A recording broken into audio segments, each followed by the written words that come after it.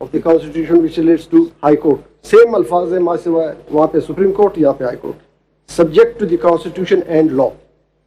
Law تو بناتی ہے parliament.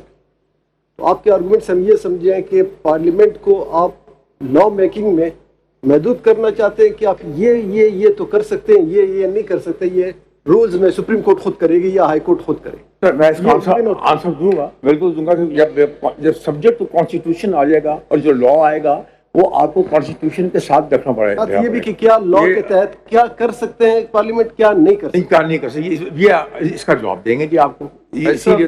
Another question, where a rule has been framed under constitutional power granted to this court. Yes, sir. This is with reference to section 6 that you just read. You would notice that Order 26 of the Supreme Court rules does provide for all eventualities in which a review can be filed procedurally. The question is where the Supreme Court, in exercise of constitutional powers granted by the Constitution, framed rules, the Parliament can legislate and override those rules or amend those rules.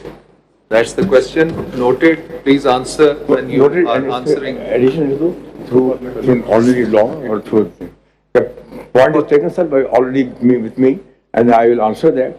And I have my own views on this, that the Parliament cannot do this thing by an ordinary. حضور آپ کے views کو چھوڑ دیجئے نا, آئینی تقاضے پورے کر لینا. Number 7 is application for fixation of urgent matters. یہ تو ہو گیا. Application pleading urgency or seeking interim relief. اچھا میں آپ کو ایک مفروضہ پہ چھوڑ دیتا ہوں. آپ نے درخواست دی, بہت اہم کیس ہے, ارجنٹ کیس ہے, میں نہیں لگاتا ہوں, میری مرضی. صرف جواب دے دیجئے, میری مرضی. میں 10 سال اس کیس کو نہیں لگاؤں, میری مرضی. میں نے اس میں کچھ نہیں کہا, میں آپ سے سوال پوچھ رہا ہوں. جی انہوں نے میری مرضی لے لی, شاید میں خوش نہیں ہوں اس بات سے, میری مرضی میں نہ لگاؤں کیس. ایک بہت اہم کیس ہے, اس میں انہوں نے لکھ دیا 14 دن میں آپ اس کا صرف اس کو لگا دیں, کوئی فیصلہ تو نہ کریں. تو میں کہوں گا میری مرضی. میں جو یہ ٹیکس پیئر پیسے دے رہے ہیں اس عدالت کو, جو ہمارا بجٹ ہے, میری مرضی پہ چلے گا. اس پہ سوال کا جواب دیجئے. میں نہیں لگاتا ہوں. آپ کا یہ کیس آپ نے فائل کیا, ٹھیک ہے, میں نہیں لگاتا اس کو. آپ کیا کر لو گے؟ کچھ بھی نہیں کر سکتے ہیں. آپ کے ہاتھ پیر کٹے ہوئے ہیں. انہوں نے ہم پہ بھی, میرے کولیگ نے ایک بات کی انٹرنل اور انسٹیٹیوشنل انڈیپینڈنس کی. میں 2 باتوں کا اضافہ بھی کرنا چاہتا ہوں, اور وہ ہے, اور وہ آئین سے پہلے بھی ہمارے پاس تھا, وہ ہمیں اوپر والے کو حساب دینا ہے, ٹھیک ہے. Accountability and transparency. آپ ہمیں ٹوٹلی ان اکاؤنٹیبل بنانا چاہتے ہیں چیف جسٹس کو, میں تو بہت خوش ہوں گا, کیونکہ یہ قانون اگر سسٹین ہو جاتا ہے تو میرے پار تو کم ہو گئے باقی چیزوں کو چھوڑ کر کے, ٹھیک ہے. اس قانون کو اڑا دیں, میں طاقتور بن جاتا ہوں. یہ بھی ہے, میں اکاؤنٹیبل ہوں. یہ بھی ایک سوال ہے. آپ کا آئین جو شروع ہوتا ہے وہ سپریم کورٹ کی انڈیپینڈنس سے نہیں شروع ہوتا ہے, وہ اللہ تعالیٰ کے بابرکت نام سے شروع ہوتا ہے, ٹھیک ہے. اور ہم سب everyone to exercise powers as a sacred trust. آئین میں آرٹیکل 227 بھی دی گئی ہے کہ شرعی اصولوں پہ اگر آپ کے کوئی بھی قانون تصادم کرے تو وہ پریویل کریں گے. تو برائے کرم ایک انڈیپینڈنس آف دا جوڈیشری سے یہ مطلب نہیں کہ اگر انڈیپینڈنس آف جوڈیشری سے میں کسی کا دروازہ بند کر رہا ہوں تو وہ تو میں بالکل مجھے استعمال نہیں کرنا چاہیے. تو آپ یہ پٹیشن لاتے, سپوز میں چیف جسٹس ہوتا, میں اس کو لگاتے ہی نہیں, تو ہم یہ بے کیس ہی نہیں سنتے. کبھی 10 سال پڑھا رہتا, میں مضبوط رہتا چیف جسٹس کے طور پہ. آپ خوش تھے اس بات سے. تو برائے کرم آپ یہ جو بار بار بات کہتے ہیں نا, میری رائے, میری مرضی, میری نہیں ہے جب میں چیف جسٹس ہوں. تو برائے کرم ہم وکیلوں کو بہت ہی قدر کرتے ہیں, مگر میرا کا لفظ نہ استعمال کیجئے. انگریزی میں کہتے ہیں me, myself and I are the 3 most useless words in the English language. اس کا میں اردو میں ترجمہ نہیں کر سکتا ہوں, شاید آپ بہتر کر سکیں گے.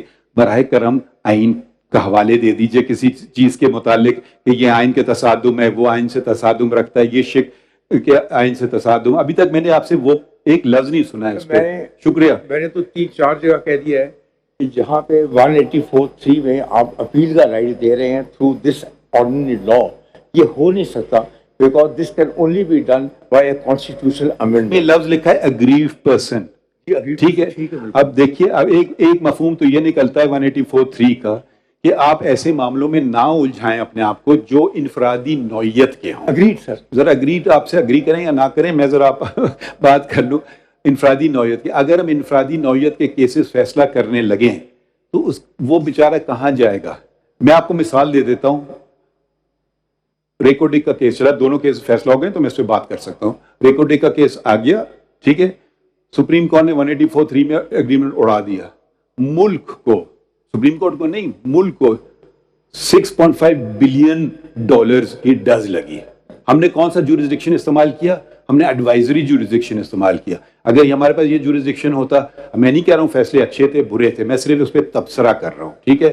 اگر ہمارے پاس جورسڈکشن ہوتا, ہم وہ جورسڈکشن استعمال کر رہے تھے. اب ہم نے ایڈوائزری جورسڈکشن سے معاملوں کو ٹھیک سمت رکھنے کی کوشش کی, ٹھیک ہے. آپ کہتے ہیں نہیں, ملک کو $6.5 بلین کی ڈز لگ جائے تو لگ جائے. انڈیپینڈنس آپ کی چیف جسٹس کی ساخت پہ کمی نہ ہے.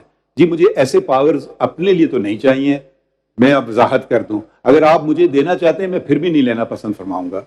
آپ پلیز آئین کے تقاضے پورے کریں. میں یہ میرا مقصد ہی نہیں ہے. آپ میں یہ آنسر کر دوں گا. میں یہ بالکل 184(3) کے جو کنڈیشنز ہیں وہ بھی میں آپ کے سامنے بریف کر دوں گا, اور وہ دو کنڈیشنز ہیں public importance and fundamental rights. Fundamental rights میں جی رائٹلی سائڈ سے Agar we can go back, independence of Raja judiciary is a fundamental right. Can we go back to my question before you get into the merits of all these arguments? The question is again, if the law is to be sustained, what is the effect of Section 5, which gives a right of appeal, given that a full bench is going to hear the case and decide the matter? Then that full right of appeal is no longer there. It's redundant. It doesn't exist. اگر آپ غیر جانبدار اور بے log تجزیوں اور تبصروں میں دلچسپی رکھتے ہیں تو ابھی سنو نیوز کا YouTube چینل سبسکرائب کریں اور بیل آئیکن پر کلک کریں.